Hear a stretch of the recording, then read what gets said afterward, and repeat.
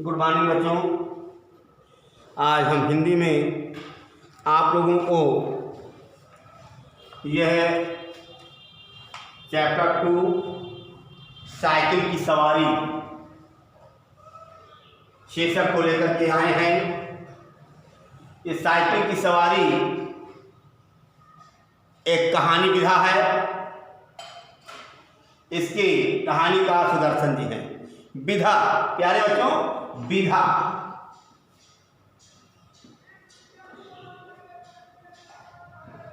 विधा दो प्रकार की होती हैं।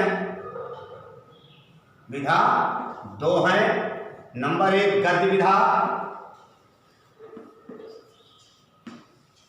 और नंबर 2 काव्य विधा। नंबर 2 काव्य विधा। आगे जब आप लोग पढ़ेंगे तो गद्य में या काव्य खंड में ये विधाएं मिलेंगी। गद्य में विधा जो है कई प्रकार के होते हैं। गद्य में विधा कई होती हैं, जैसे कहानी, नाटक,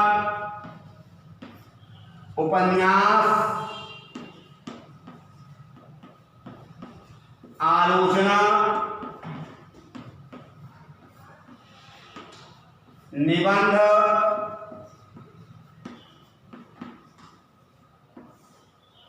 संस्मरण, रेखाचित्र,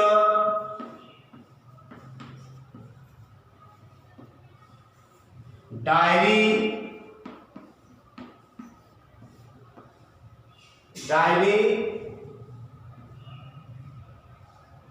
रिपोर्टार,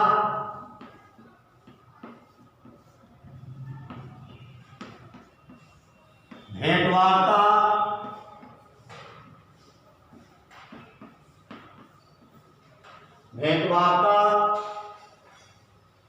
आदि। तो प्यारे बच्चे ये गद्य विधा है।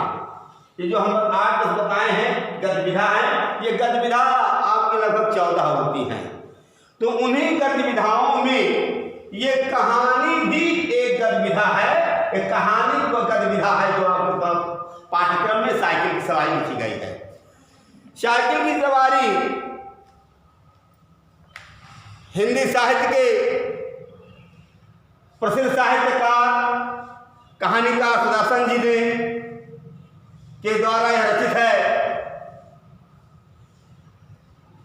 इस कहानी में उन्होंने समय के अनुसार व्यक्तियों को बदलने के लिए प्रेरित किया है कि जैसे जैसे समय आता है वैसे वैसे मनुष्य को अपने आप में परिवर्तन लाना चाहिए।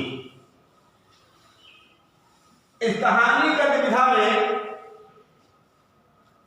बताया गया है कि ईश्वर ही जानता है, ईश्वर ही जानता है कि जब मैं किसी को साइकिल की सवारी करते या हारमोनियम बजाते देखता हूँ तब मुझे अपने ऊपर कैसी दया आती है। यानी लेखक अपने विषय में बताते हुए कहता है क्योंकि लेखक जो है साइकिल चलाना नहीं जानता है। लेखक साइकिल चलाना नहीं जानता है, इसलिए वो बता रहा है कि साइकिल चलाना, साइकिल की सवारी करना, या जब मैं लोगों को साइकिल की सवारी करते देखता हूँ, हारमोनियम बजाते देखता हूँ, तो मुझे अपने आप पर दया आती है। मैं अपने आप पर सोचने के लिए विवश हो जाता हूँ। मैं अपने आप पर सोचने के लिए विवश हो जाता हूँ और सोचता हूँ कि भगवान ने ये तो विद्याएं खूब बनाई है। यानी मैं सोचता हूँ, अपने आप पर सोचने लगता हूँ कि ना तो मुझसे साइकिल चलाना बनता है, ना हारमोनियम बजाना आता है। तब मैं अपने आप पर विचार करता हूँ कि आखिर ये सब मुझसे क्यों नहीं बनता है। और ईश्वर ने ये दो विद्याएं, साइकिल चलाना और हारमोनियम बजाना, क्यों बनाया है। फिर बाद में मेरे समझ में आता है, साइकिल चलाने से तो समय बचता है। जिस दूरी को हम 1 घंटे में तय कर लेते हैं, उसी दूरी को साइकिल के द्वारा हम 10 मिनट में या 15 मिनट में तय कर लेते हैं। हारमोनियम बजाने से समय कटता है। अगर हम कोई कार्य कर बैठे हैं, कोई काम नहीं कर रहे हैं, बैठे बैठे उठते हैं और इसके बाद जब हम हारमोनियम बजाने में लग जाते हैं तो हमारा उसमें समय कट जाता है, समय बीत जाता है। मगर तमाशा देखिए, हमारे भाग में कलयुग की ये 2 विद्याएं नहीं लिखी हैं। आगे लेखक अपने आप पर पुस्तक कहता है कि लेकिन ये मेरे भाग का तमाशा है, ये मेरा दुर्भाग्य है कि इन दोनों विद्याओं में, दोनों विद्याएं साइकिल चलाना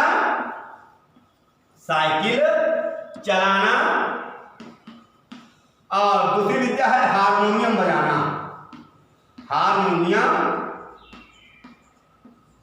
बजाना। इन दोनों विद्याओं में से मुझे कोई विद्या नहीं आती है।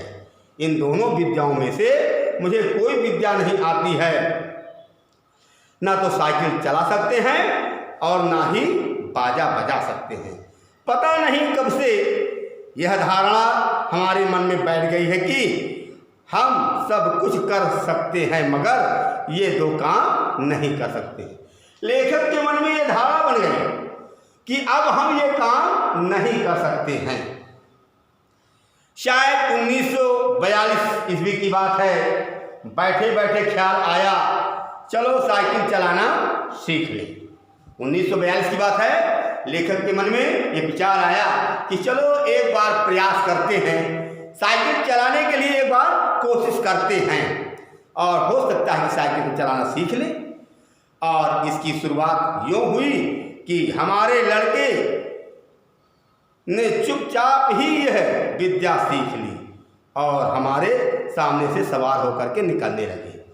यानी जब ये विचार आया तो जो हमारे बच्चे हैं, जो आने वाली पीढ़ियां हैं, आने वाली पीढ़ियों ने साइकिल चलाना सीखा और हमारे सामने से वो साइकिल चलाते हुए निकलते हैं, गुजरते हैं। तो अब आपसे क्या कहें, लज्जा और शर्म के कैसे कैसे ख्याल हमारे मन में उठे। सोचा कि हम ही इस जमाने भर में फिसलती रह गए। तब जब छोटे छोटे बच्चों को, आने वाली युवा पीढ़ियों को साइकिल चलाते हुए देखा तो लेखक के मन में यही विचार आया, यही बात आई कि लगता है कि हम ही ऐसे व्यक्ति हैं जो इस जमाने में फिसड्डी हो गए, पीछे हो गए। सारी दुनिया चलाती है, जरा जरा से लड़के चलाते हैं, मूर्ख और गंवार चलाते हैं। हम तो परमात्मा की कृपा से पढ़े लिखे हैं, क्या हम ही नहीं चला सकेंगे। अब लेखक के मन में विचार आता है कि छोटे छोटे से लड़के साइकिल चलाना जानते हैं, सब चलाते हैं, मूर्ख चलाते हैं, अनपढ़ चलाते हैं, गंवार चलाते हैं, लेकिन ईश्वर की कृपा से, परमात्मा की कृपा से हम तो पढ़े लिखे हैं और पढ़े लिखे होते हुए क्या हम साइकिल नहीं चला सकते हैं। आखिर इसमें मुश्किल क्या है। अब लेखक के मन में प्रश्न खड़ा हुआ कि इसमें मुश्किल क्या है, जो है मैं साइकिल नहीं चला पा रहा हूं, इसमें मुश्किल क्या है। इसमें मुश्किल क्या है कि जो मैं साइकिल नहीं चला पा रहा हूं। अब उस अपनी कमजोरी को तराशते हुए कूद करके चढ़ गए और ताबड़तोड़ पांव मारने लगे। है इसमें क्या, उत्साहित होता हुआ लेकर कहता है इसमें है क्या। साइकिल पर चढ़े, उछले और उछल करके चढ़ गए ताबड़तोड़। फिर उसमें पांव घुमाना शुरू कर दिया, पैर को चलाना शुरू कर दिया और आगे साइकिल बढ़ने लगे। लेकिन और जब देखा कि कोई राह में खड़ा है तब टन टन करके घंटी बजा दी। रास्ते में जा रहे हैं, कोई व्यक्ति आता हुआ दिखाई दिया या खड़ा हुआ दिखाई दिया तो टन टन करके जो है घंटियाँ बजा दी जाती है, घंटियाँ बजा देते हैं। तो प्यारे बच्चों, तो साइकिल चलाने में क्या दिक्कत है? हमें कोई दिक्कत नहीं होनी चाहिए। ऐसी विचारधारा लेखक के मन में आई। ना हटा तो क्रोधपूर्ण नेत्रों से उसकी तरफ देखते हुए निकल गए। बस यही तो सारा गुरु है। इस लोहे की सवारी का कुछ ही दिनों में सीख लेंगे। हमने निश्चय कर लिया कि चाहे जो हो जाए परवाह नहीं। आगे लेखक ने निश्चय किया कि जो लोहे से बनी साइकिल है, हम अपने मन में दृढ़ संकल्प लेते हैं कि हम कुछ ही दिन में साइकिल को चलाना सीख लेंगे, इसमें कोई दिक्कत नहीं होगी। दूसरे दिन हमने अपने फटे पुराने कपड़े तराश किए और उन्हें ले जाकर के श्रीमती से के सामने पटक दिया कि इनकी जरा मरम्मत कर दो। पहला वो दिन बीता। दूसरे दिन की बात है कि हम फटे पुराने कपड़े तलाशे, ढूंढे, खोज करके निकाले, ले जा करके श्रीमती जी के सामने रखा कि लीजिए जरा ये जो फटे पुराने कपड़े हैं, इनको जो थोड़ा बहुत इनमें कमी है, इनकी मरम्मत कर दीजिए। श्रीमती जी ने हमारी तरफ अचरज भरी दृष्टि से देखा। अचरज यानी आश्चर्य। अचरज का मतलब क्या होता है बच्चों? आश्चर्य। तब जब हमने उन कपड़ों को रखा तो श्रीमती जी मेरी तरफ बड़े आश्चर्य भाव से देखने लगी और कहा, कपड़ों में अब जान ही कहाँ है जो मरम्मत करूं? जो ये आप कपड़े मेरे सामने लाके पटक रहे हैं, इन कपड़ों में कोई जान नहीं, कपड़े बेकार हो चुके हैं, अब ये कपड़े पहनने लायक नहीं है जो कि मैं इसकी मरम्मत करके तुम्हें दे दूं। आप कहाँ से उठा लाए? वहीं जा करके डाल आई।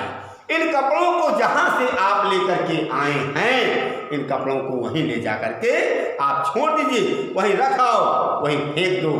हमने मुस्कुरा करके श्रीमती जी से की तरफ देखा और कहा, तब जब उन्होंने कहा कि जहां से इन कपड़ों को लाए हैं, इन कपड़ों को आप वहीं छोड़ दें, फिर हम मुस्कुराते हुए श्रीमती जी की ओर देख करके कहा, तुम हर समय बहस ना किया करो, मैं इन्हें ढूंढ ढांड करके लाया हूँ, ऐसे ही नहीं उठा लाया हूँ। जब देखो तुम्हारी आदत बहुत गंदी है, बहुत खराब आदत है, तुम बातों बातों में बहस करने लगती हो, जिरा करने लगती हो। मैं कहीं से उठा के तो लाया नहीं हूँ, इनको बहुत देर से ढूंढा, ढूंढने ढांढने पर मिला तो उसको ला करके मैं तुम्हारे सामने रखा हूँ। कृपा करके इनकी मरम्मत कर डालो। तो प्यारे बच्चों, ये वीडियो हम यहीं से समाप्त करते हैं और इसके अंतर्गत कुछ प्रश्न उत्तर हम आपको देंगे। आप इस प्रश्न उत्तर को अपनी कॉपी में नोट करके हमें सेंड करिए, भेजिए, हम देखें और उसको चेक करें। थैंक यू, धन्यवाद।